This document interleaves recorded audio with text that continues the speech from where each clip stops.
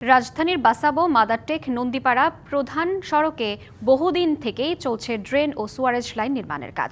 সেই কাজ শেষ না হওয়ায় পুরো বিষয়টি রূপ নিয়েছে ভোগান্তিতে। অথচ এলাকার পানি নিষ্কাশন সমস্যা সমাধানে এই প্রকল্পটি হাতে নেওয়া হয়। এ নিয়ে কথা বলেন সিটি কর্পোরেশনের কেউ বলেননি।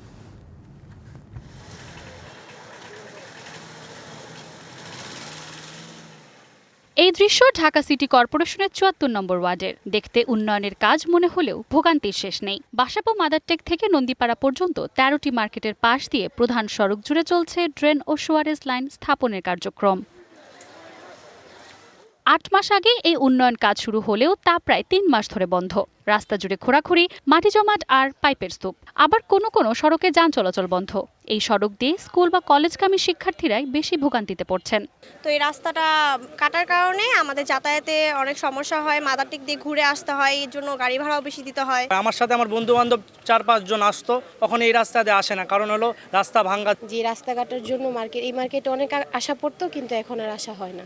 নায়াসিনামাইড ও স্যালিসাইনিক সমৃদ্ধ লিলি ফেস ওয়াশ যা ফেসের ডেড স্কিন সেল দূর করে দেয় দ্বিগুণ ফাস্টার ব্রাইটেনিং। একটু বৃষ্টি হলে এই সড়ক চলে যায় পানির নিচে, তখন চলাচল করাই অসম্ভব হয়ে পড়ে।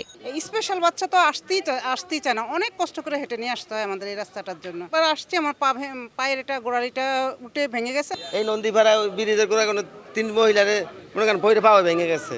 স্থানীয় বাসিন্দা ব্যবসায়ীদের অভিযোগ, দীর্ঘদিন ধরে কাজের কোনো অগ্রগতি দেখা যাচ্ছে না। প্রতিনিয়ত ঘটছে দুর্ঘটনা। সংশ্লিষ্ট দপ্তরে অভিযোগ জানিয়েও কোনো প্রতিকার মেলেনি বলে জানান তারা। দলীয়ভাবে মানববন্ধন হয়েছে, তারপরও আজ পর্যন্ত এটার কোনো সুরাহা পাইনি আমরা। ১ মাসের কাজ আজকে দীর্ঘ ৮ মাস হয়ে গেছে। আমরা যে অবস্থায় আছি, ব্যবসা বাণিজ্য নিয়ে, ছেলের সন্তান নিয়ে চলতে পারতেছি। এমন অবস্থা যাইব আমাদের ড্রেন হয়ে সবাই দোকান ছেড়ে চলে যেতে। এই বিষয়ে ঢাকা দক্ষিণ সিটি কর্পোরেশনে যোগাযোগ করা হলে তারা নানা প্রশাসনিক জটিলতার কথা উল্লেখ করে বিষয়টি এড়িয়ে যান। উন্নয়নের সুফল পেতে সাময়িক ভোগান্তি মেনে নেওয়া গেলেও কাজের দীর্ঘসূত্রতা নিয়ে প্রশ্ন তুলছেন এলাকাবাসী।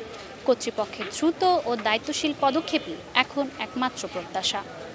Manjuma Afroz Nilima, DBC news, Dhaka.